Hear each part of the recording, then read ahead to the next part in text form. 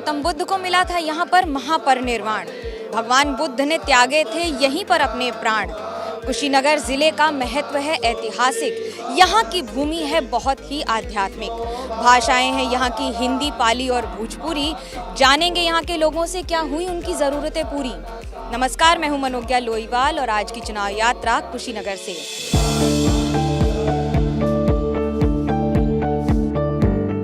भगवान बुद्ध को कुशीनगर में ही महापरिनिर्वाण मिला था।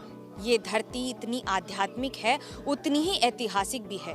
भगवान बुद्ध की ही 21 फुट लंबी मूर्ति को यहाँ पर एक्सकेवेशन के दौरान निकाला गया था। उसे आज भी वैसे ही सजा के रखा गया है। लेकिन भगवान के दर्शन करने के लिए सिर्फ देश ही नहीं, विदेश से भी लोग आते हैं और इस दर्शन के बाद अपने आध्यात्म को प्राप्त करने के और बेहतर करने का प्रयास करते हैं।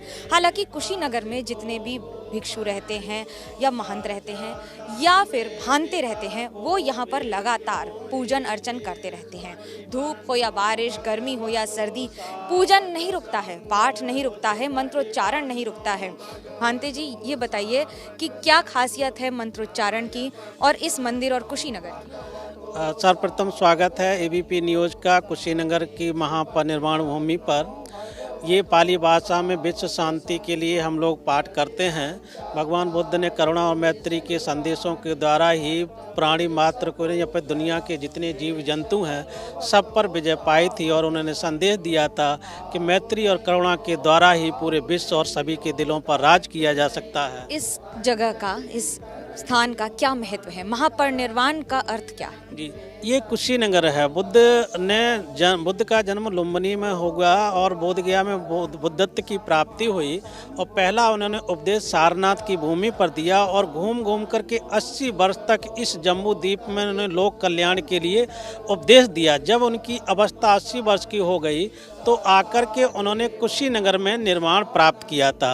ये बुद्ध का महापरिनिर्वाण स्थल है और महापरिनिर्वाण का मतलब होता है कि जिस व्यक्ति ने इस संसार की राग दोष मोह को भग्न कर दिया हो, अपनी तृष्णाओं का समूह नष्ट कर दिया हो, अर्थात सिद्धार्थ गौतम जैसा बोधिसत्व संसार में आया, लेकिन सम्यक संबोधि के प्राप्त करने के बाद जब वो अपने शरीर को छोड़ता है तो सिद्धार्थ गौतम का पुनः जन्म नहीं होता है, लेकिन बुद्धों की अपनी परंपरा है तो बुद्ध उत्पन्न होते रहते हैं। और क्योंकि ये भवचक्र है, भवचक्र की सारी कड़ियों को विनष्ट कर देते हैं, वो ही महापरिनिर्वाण को कहा जाता है। भानते जी, आप ये बताएं कि कुशीनगर को ही भगवान बुद्ध ने क्यों चुना?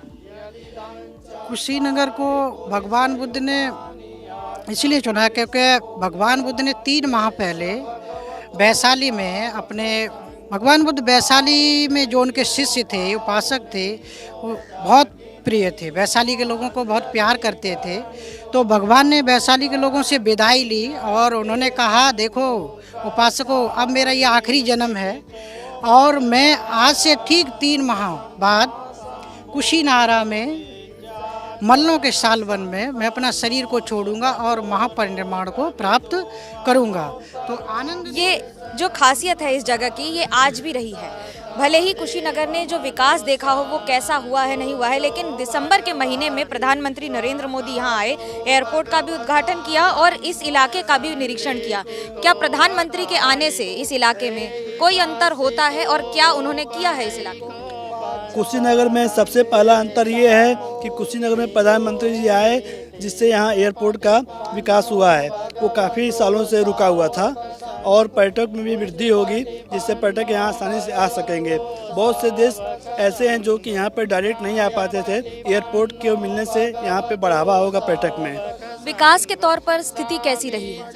विकास अभी कुछ स्तर पे कुशीनगर में कम हुआ है, लेकिन हम लोग चाहते हैं कि जिस तरह से काशी और मथुरा, अयोध्या का विकास ये लोग कर रहे हैं, कुशीनगर का महापरिनिर्वाण टेम्पल भी उसी तर्ज पे होना चाहिए, जो कि नहीं हो पा रहा है। जब लोग आते हैं देश विदेश से, कई जगह से, क्या संदेश लेकर जाते हैं और किस तरह के लोग आते हैं? भगवान बुद्ध के यह महापरिनिर्वाण स्थली श्रद्धालु लोग आते हैं, बाहर से उपासक उपासिका बुद्धिस्ट कंट्री से यहाँ दर्शन करते हैं। भगवान बुद्ध के जो उपदेश हैं वो उनको अपने जीवन में उतारते हैं, ध्यान करते हैं, पूजा करते हैं, उस श्रद्धा से आते हैं, पूजा पाठ करते हैं, श्रद्धा भक्ति से करके फिर पुनः जाते हैं यहाँ से, उन लोगों को बहुत शांति महसूस होता है। शांति के साथ समर्पण, यही मांगता है हर धर्म, और कुछ ऐसा ही हमेशा संदेश दिया है भगवान बुद्ध ने अपने इस धर्म से। एक और बात हमेशा रखी है, धम्मम शरणम गच्छामि, बुद्धम शरणम गच्छामि।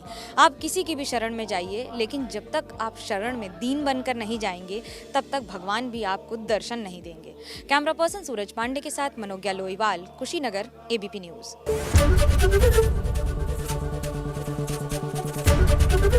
एबीपी न्यूज आपको रखे आगे।